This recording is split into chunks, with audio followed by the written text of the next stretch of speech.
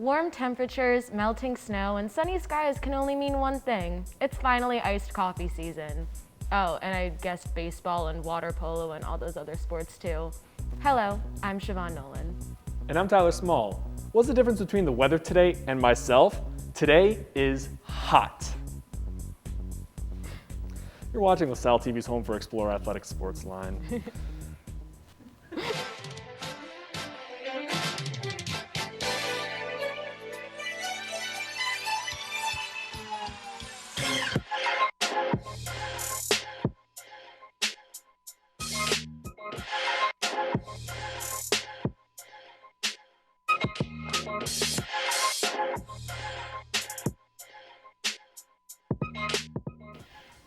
Welcome to SportsLine. The spring season is officially underway, and we've got all of your basketball, soccer, volleyball, and water polo recaps coming up. And later, we sat down with the men's soccer midfielder Sam DiCencio to take a closer look at the season ahead. But first, let's take a look at our SportsLine top 3.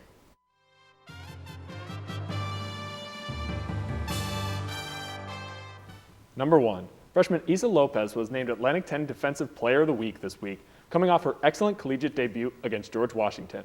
In her first game, she recorded the most digs by a LaSalle freshman in their debut game with 29 overall.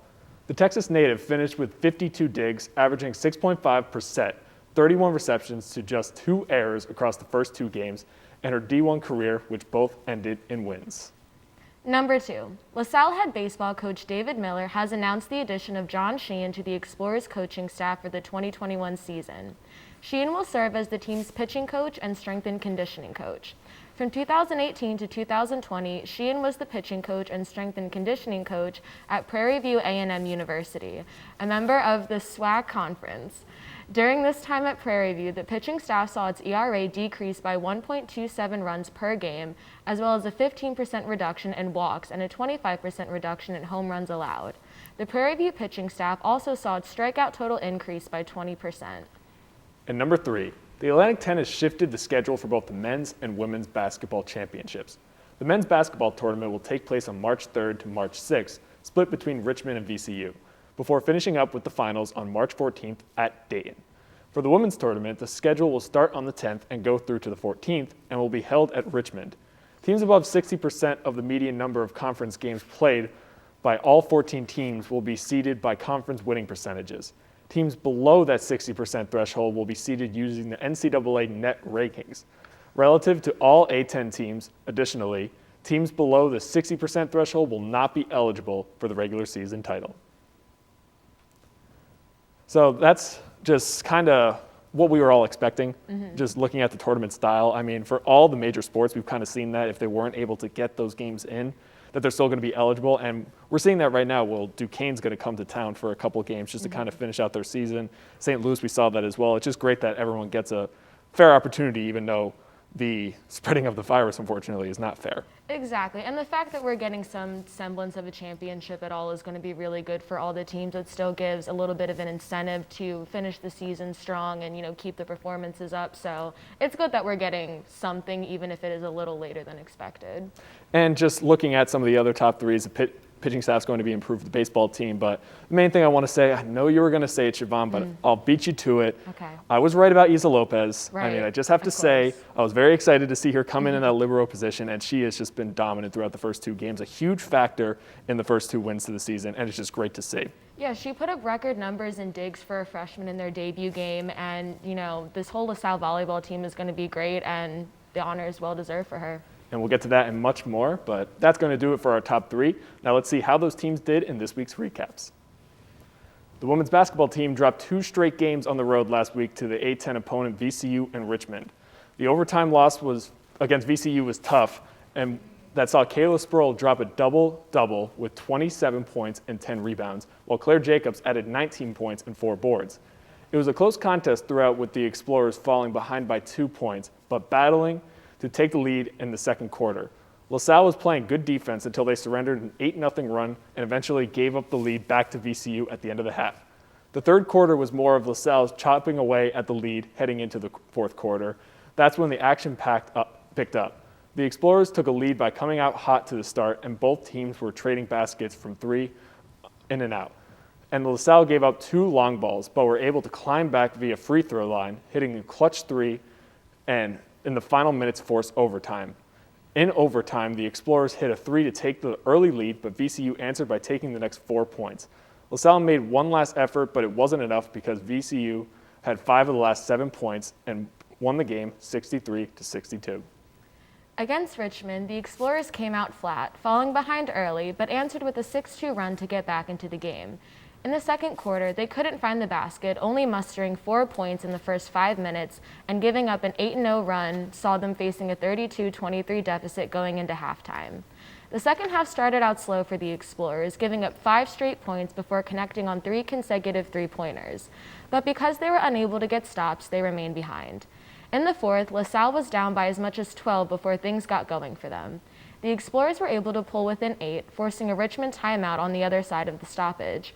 The Explorers started to hit shots and get stops climbing into the game, seeing themselves within 3 points on 2 different occasions, but they weren't able to get closer or possibly take the lead and lost 67-61. Claire Jacobs was the leading scorer with 21 points, while Kayla Spurl snagged 8 rebounds in the losing effort. The women's volleyball team traveled to Washington, D.C., where they played back-to-back games against George Washington. The first game took place on Friday, where a number of Explorers headlined for the blue and gold. Redshirt sophomore Sarah Nahas tallied a personal best 52 assists, 5 aces, 2 blocks, and 14 digs. Senior Samantha Graver and junior Elizabeth Osborne each added double-doubles to their stats.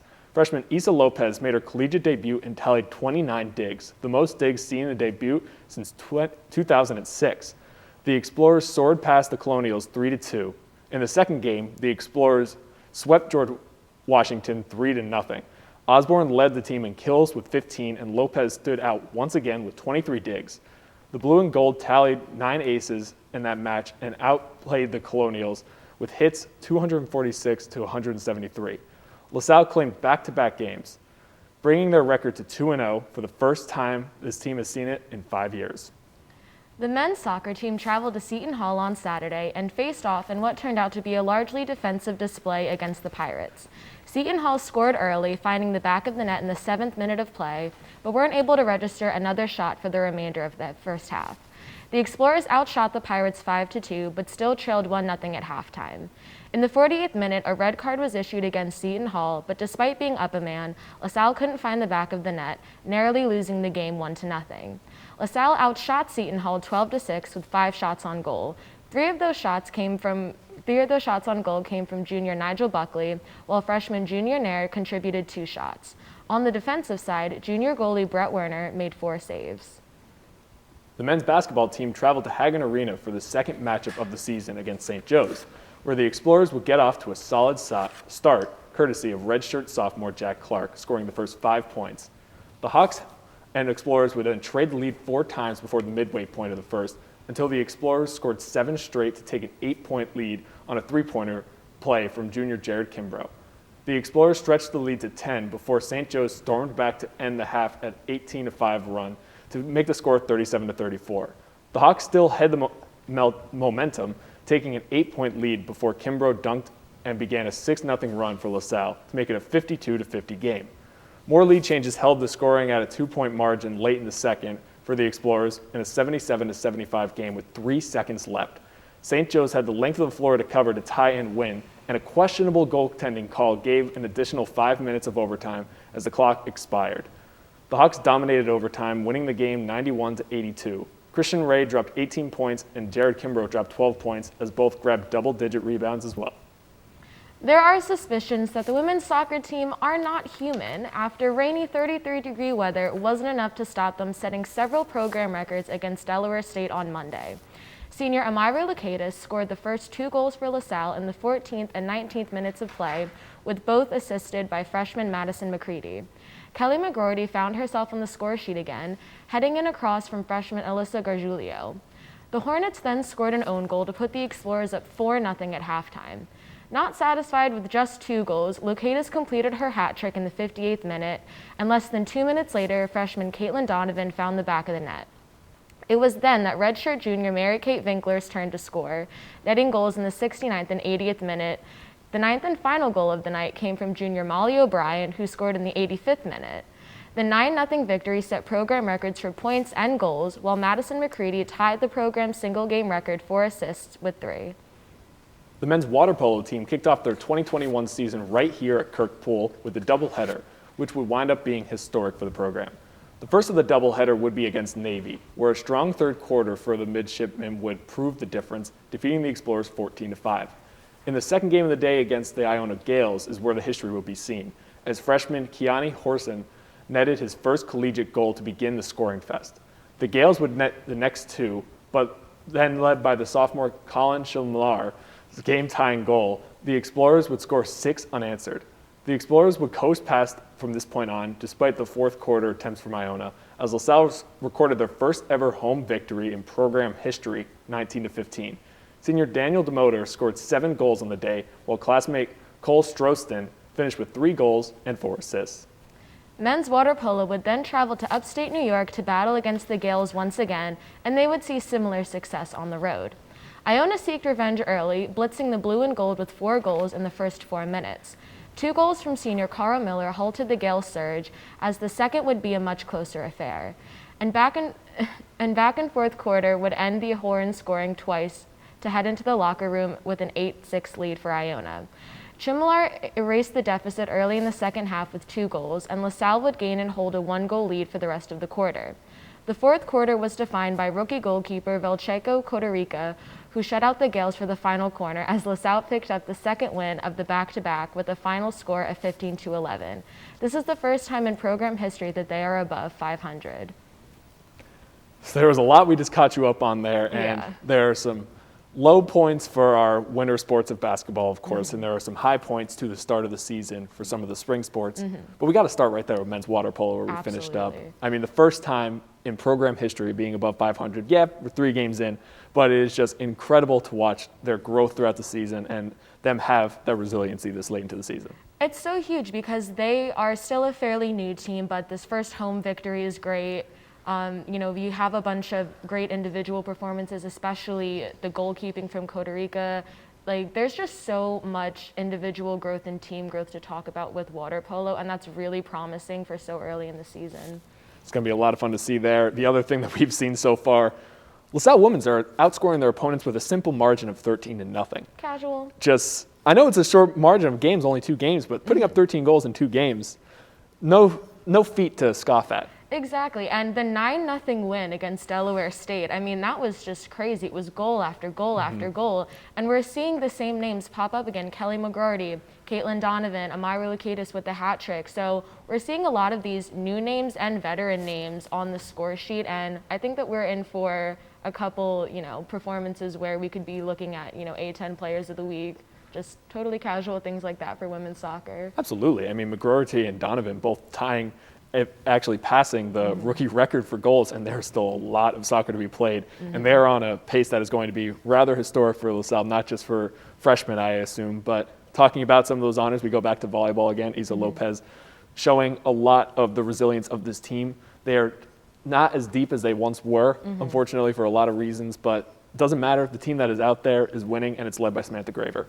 Yeah, Samantha Graver, Lizzie Osborne, Isa Lopez, those are going to be the big names for volleyball, and they've definitely proven that they can lead this team, but they're not carrying the team. The team as a whole is performing really well. They're outscoring their opponents really well.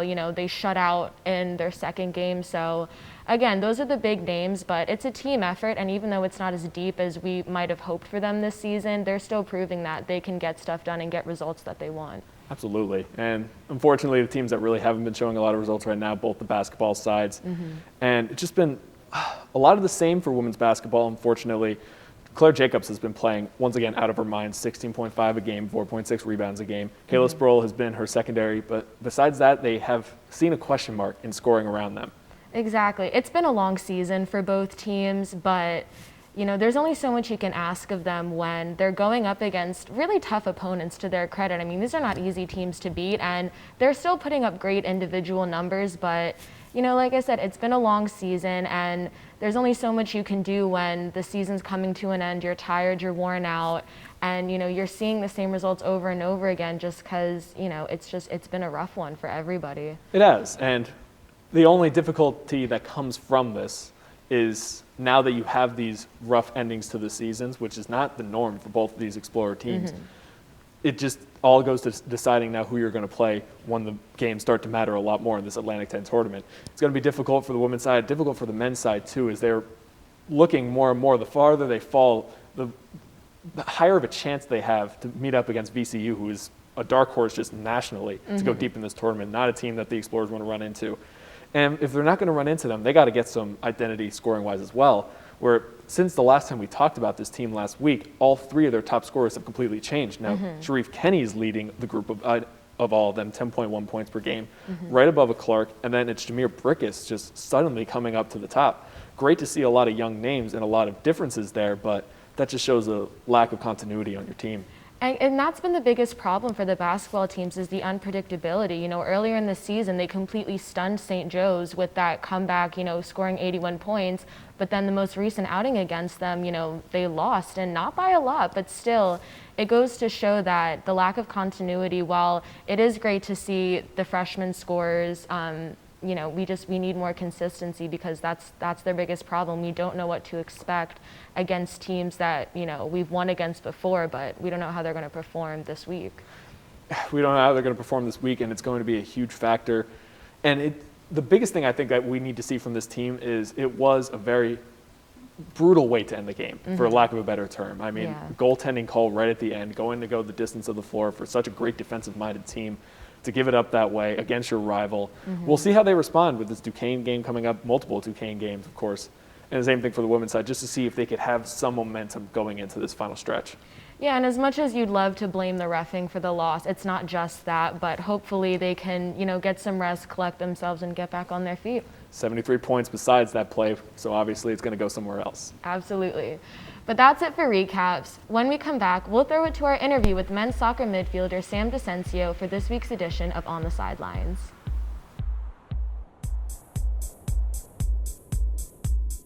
They're kind of close to an egg. An egg? An egg. How does a general lose to an egg? The internet's to an egg. You know, there is a show for that. It's called Backstage Pass. You see the new library plan? No, I haven't.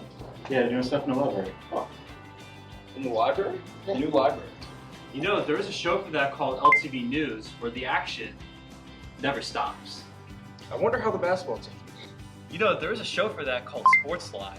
So are you a Carson Wentz or Nick Foles guy? More of a Nate Sudford team. Oh, really? Interesting. Wonder where we can hear about Philly sports. You know, there's a show for that called Sports Talk Philadelphia. You like Family Feud? Yeah. You like all shows like that? Yeah. I wonder if LaSalle has a show like that. That'd be kind of cool. There is a show for that called Q&A. I really wish that we could just display our talents. Yeah, me too. There is a show for that called Explorers Got Talent. All this and more on LaSalle TV.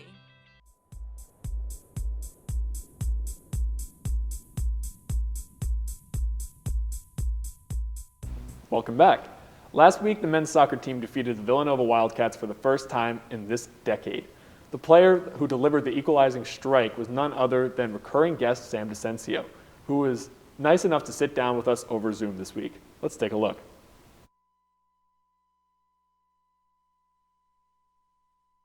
From the men's soccer team this week, we're going to have the junior midfielder, Sam DiCencio. Sam, thank you for joining us.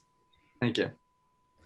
So obviously we need to talk about that win against Villanova, that great season opener where you got the equalizing goal. Can you take us through what the lead up was like to that game and how that win felt for you guys to start off the season? So that game was a long time coming for us. Obviously we were back starting practice like first week of January. So we had a full 6 weeks before we actually had our first game. And in those 6 weeks, I can tell you everyone's mind was just on Villanova that first game. Huge game, big rival. We've played them the past 2 years before, so my freshman, sophomore year, and we lost each game by one in a very close game. So we knew that we really wanted to turn around this time because we knew we were better than them. And it was just like everyone was motivated. Focus was all in that first game, nothing else till we moved past that win. So, and then I would say like leading up to that week itself, like everyone's just extremely determined, like our coaches got us very prepared. Like I would say specifically for me in the midfield, the people I demark, our coach really helped us out with like giving a good scouting report. I mean, they always do, obviously, but as I said, they're a very close rival, so we know them pretty well.